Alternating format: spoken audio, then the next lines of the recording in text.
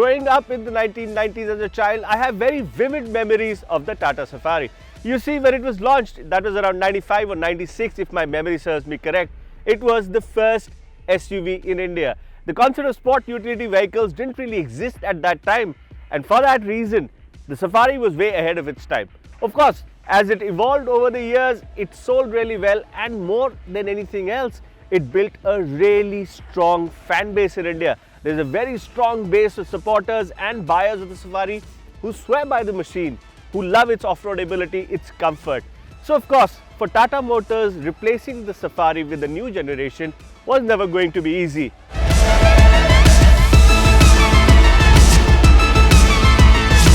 And how have they done with it? Well, we have the new Tata Safari today with us. We are driving it both in manual and automatic transmission versions to tell you all about what the new Safari offers and if it will retain the same fan base that the old Safari did.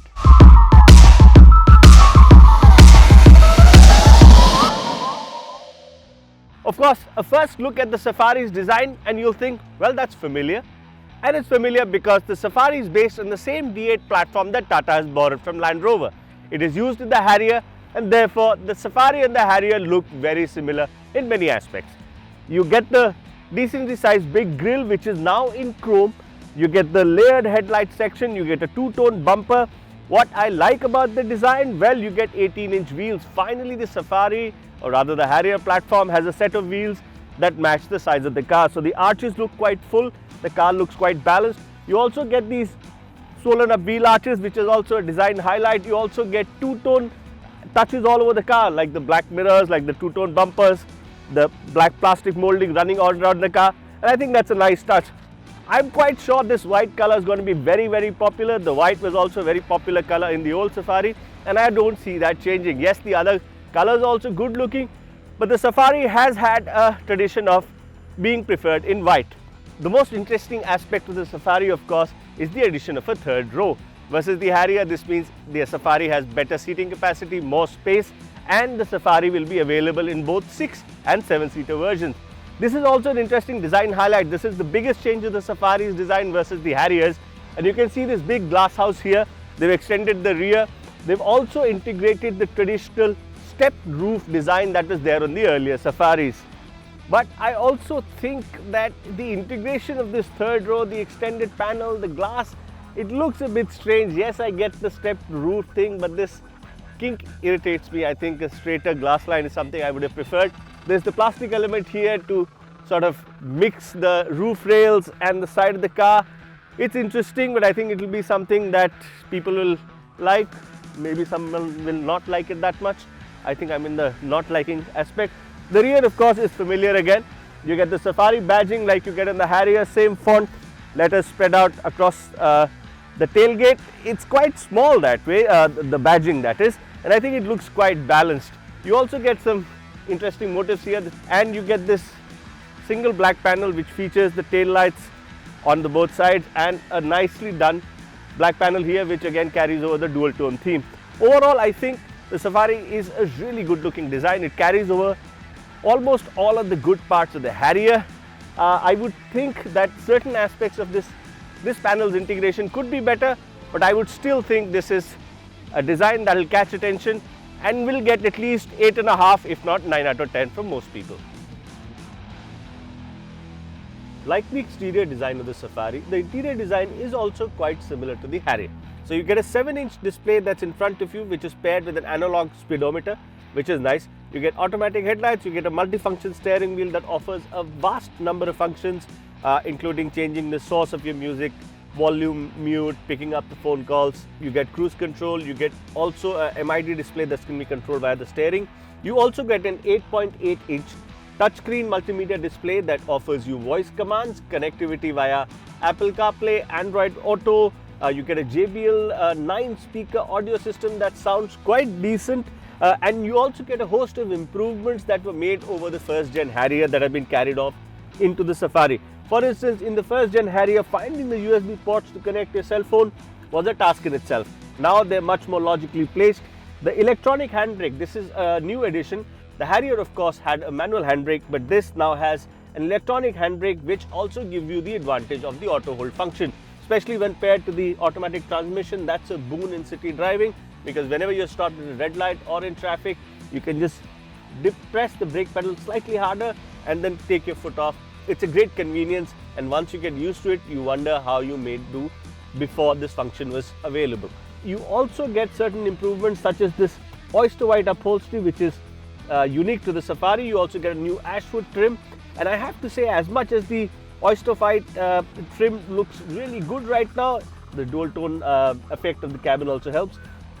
Keeping these white seats clean in our conditions is going to be one hell of a task, so I'm not sure that's a great idea.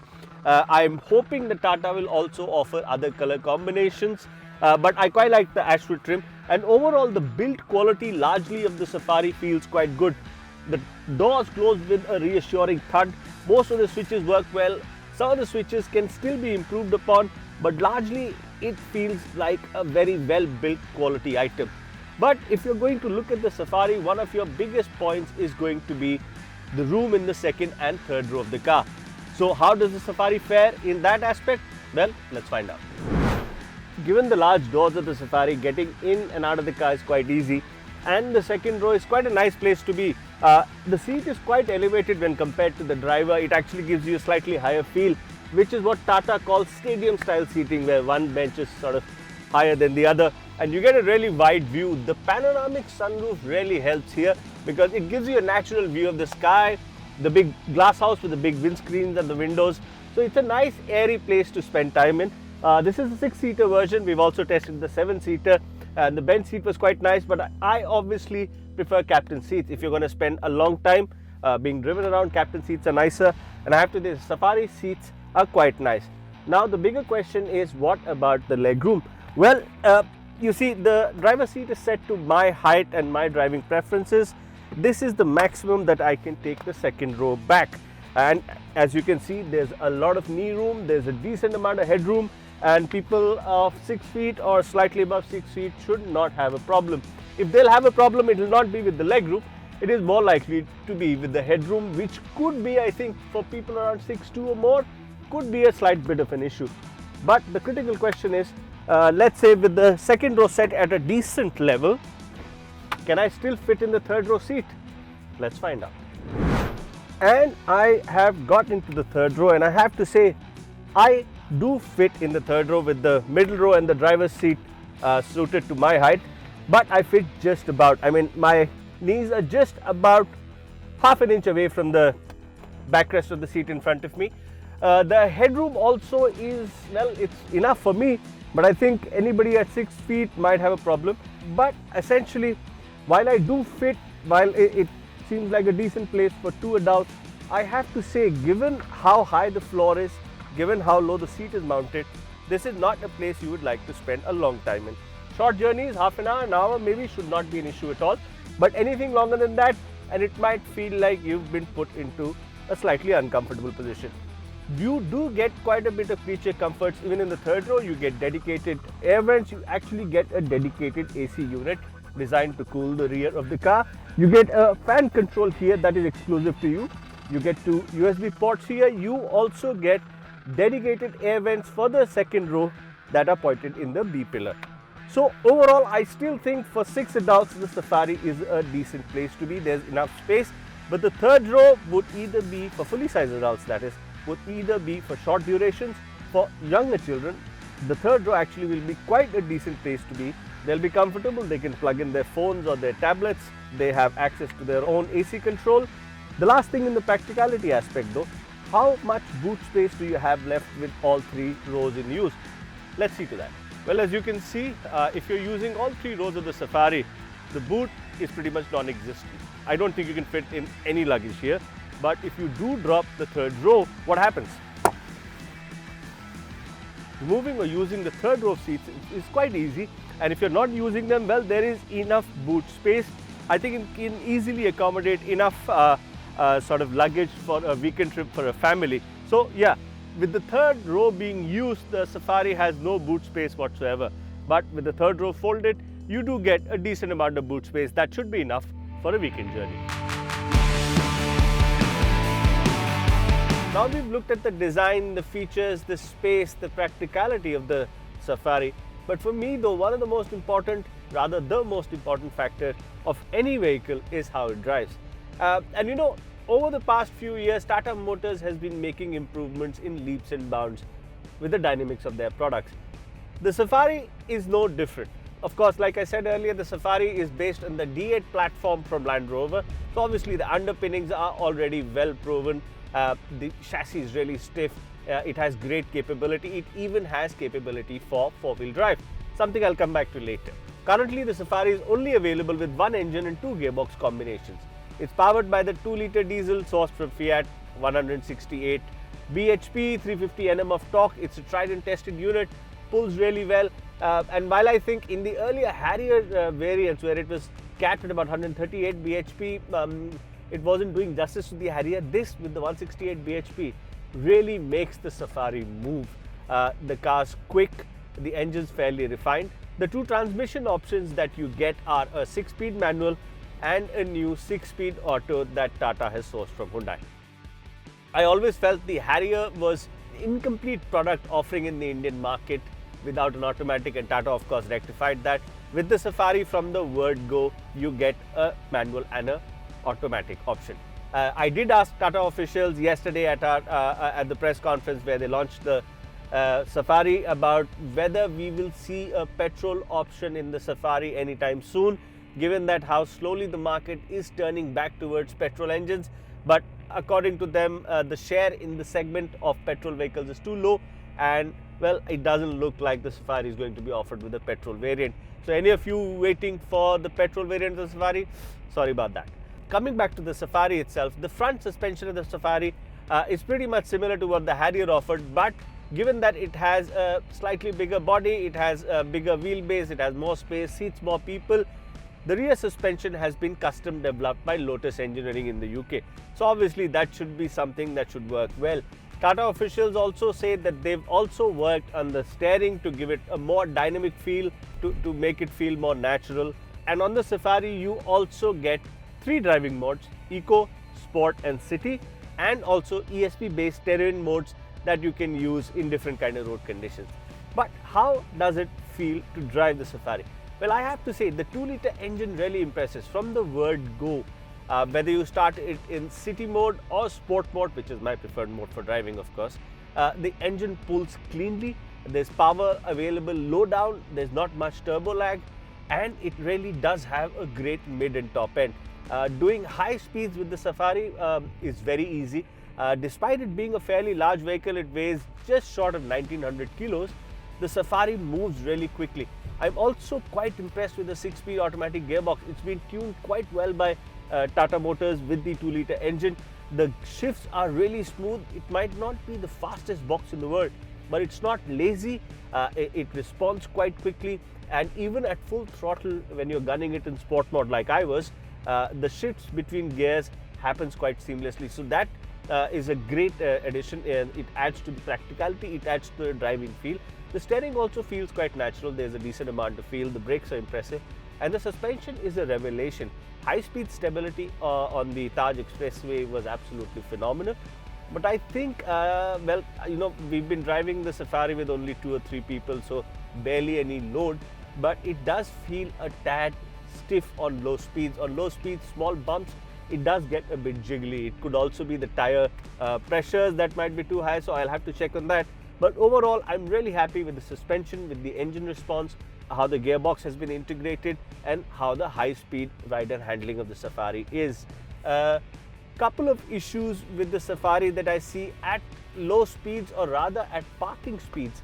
The steering is still too heavy. There's too much effort. So if you are somebody who drives in stop-start traffic, I think you might find that a bit annoying. I think at those speeds, the steering effort could have been made lighter still. Second thing, while it does have an 8.8-inch touchscreen system, the touchscreen features 2 sub-menus from Tata, and let's say if you're playing Apple CarPlay like I am, the Apple CarPlay screen gets squeezed out to a very small level, and controlling that is a bit difficult with touch. What is nice here though is, this is unique in Tatas, they offer you a knob that sort of goes over all the options you can choose, and you can select them right via the knob itself. That adds to the practicality. That means I don't have to take my eyes off the road while driving as a normal touchscreen would do. My third problem with the Safari, well, like the Altroz, which I reviewed a few days ago, the warning lights, or rather the the indicator lights, let's say your high beam is on, your auto hold functioning, or your handbrake is pulled up, are so small. I either have to look at it like that, or I have to stop and look at it clearly. And this is on a bright day. In the night it will be a problem. So that's something that Tata really needs to rectify with its design team on all their cars. Having telltale warning lights that small that you can barely even read them in your driving position, that's not a good thing. But all said and done, I have to say I am very, very impressed with the Safari. Why am I impressed? Well, one, it's a good looker. Sure, on social media I'm reading many comments on the pictures that we posted on our platforms that it doesn't look like anything like the older Safari, which is true to an extent. Tata has tried to integrate some elements of the older Safari into the new Safari. Some have been successful, some not so much. But overall, it's a stunning looking car. You might not agree with it being a new Safari, but you can't disagree with the fact that it is a good looking car. It attracts attention. It will draw customers into the showroom. Second, it's practical. All three rows of the Safari are usable. Sure, the third row could be a bit of a problem for really tall people, but for short journeys or for kids, I think it's quite practical. Yes, the one sore point there would be the lack of boot space with all three rows being used. Third thing, I have to say the Safari is really comfortable. It feels well built, it rides well, it handles quite nicely, and with the new engine, it's also a really good driving experience because the engine has the power to pull the car, the automatic transmission works well, and there's high-speed stability. Even at high three-digit speeds, it feels rock solid planted onto the road. Fourth, it also comes loaded with features, like I said earlier, connectivity options, 8.8-inch touchscreen multimedia system, a JBL 9-speaker audio system with a subwoofer and an amplifier. You get, on the upper models, you get 6 airbags, ABS, ESP, disc brakes on all wheels, which is a big thing, which is something that obviously helps, and you can see in the braking capability of the Safari. I love the big glass house. I love how airy the car feels, especially with the panoramic sunroof. And yes, it does have a few quirks. Tata can improve the steering, Tata can improve the warning lights, Tata can improve certain parts of the UI. But overall, the Safari is an honest product. It does what it says. It's practical, it's usable, and if Tata price it right, and that's going to be the biggest conundrum for Tata. What is the actual competitor to the Safari? Is it the Innova? Well, that's a big brand name to deal with. But I think Safari is going to be aimed at people who drive themselves. The Innova is aimed more at people who are driven. And from that aspect, I think the Safari is superior to the Innova. The driving experience is superior. Yes, you're not offered a petrol engine. I think that's a miss, even though numbers are small. But for future, there should be a petrol engine in development already. Two, a lot of people are going to complain about the fact that there's a lack of four-wheel drive despite the platform being capable. But again, we asked this to Tata Motors yesterday, and they said, the numbers that they used to do with the Safari for four-wheel drive, the numbers that they've seen are so small that the cost simply doesn't make sense for them to develop a four-wheel drive version of the Safari. Well, a lot of enthusiasts might disagree, but to those where four-wheel drive is not an absolutely vital requirement and you're looking for three-row seating capability in a car that looks good and drives well, I think the Safari definitely deserves a look, and I hope Tata prices it well and it doesn't price it out of the market.